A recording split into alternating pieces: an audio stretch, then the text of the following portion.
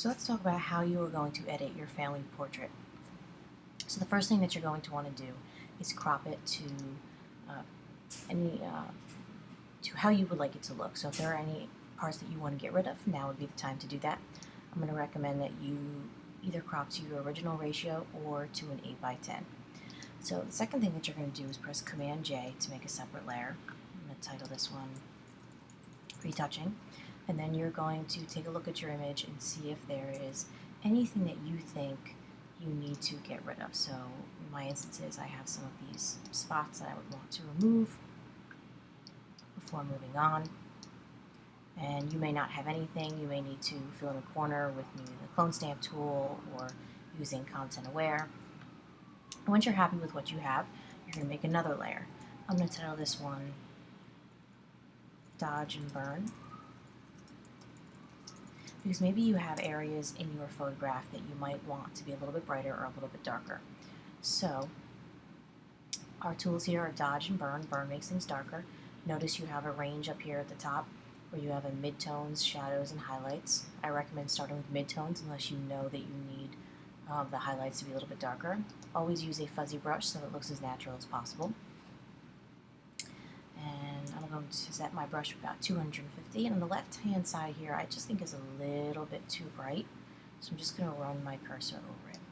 You can also run it over any parts like shadows that you think should be a little bit darker. You could also pick up the highlights and run it over things you think should be a little bit darker as well, or brighter depending on what your photograph looks like. We'll make another duplicate layer, and this one we're going to rename Sharpen. This is something that all of you should do to your photographs. Every one of your photographs, professionals do it, so we should be doing it to our photographs as well to make it look a little bit crisper. So we're going to go to Filter, Sharpen, go down to Unsharp Mask. Now you want to set your radius to be about 1. You wouldn't want to go any higher than 3. And you want to adjust your amount just until things seem to look a little bit crisper, and you can check by pressing your preview button on and off.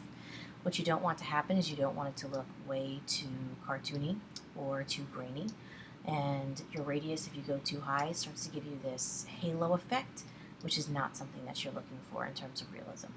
So once you find something that looks good to you, details just a little bit crisper, you're going to click OK.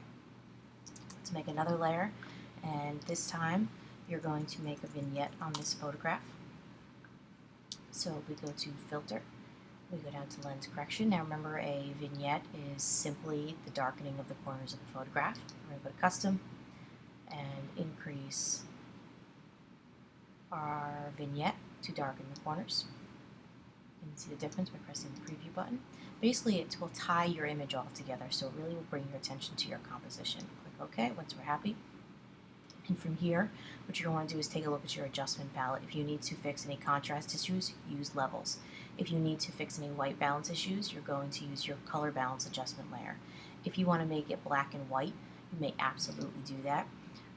Just use your adjustment layer, and then you can even change the opacity so that it is a tinted photograph rather than a full color photograph.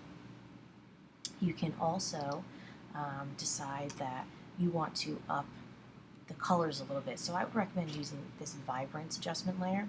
Now saturation is going to make it way too bright and tacky, which is not something that you want. What you want is to have subtle color enhancement. So we can use vibrance, which will just make it a little bit more vibrant, make it a little bit brighter, make it a little bit stronger in color, but not that tacky color that saturation will give you.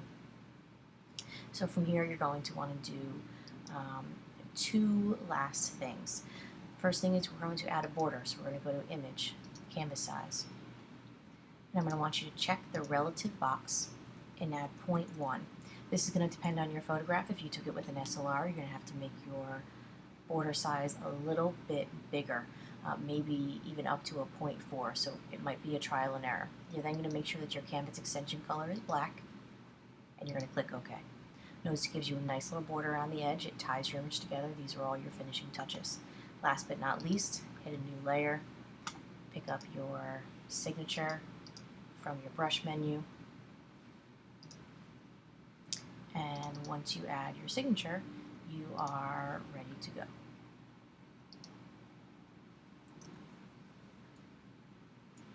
Smaller, so it's not gigantic.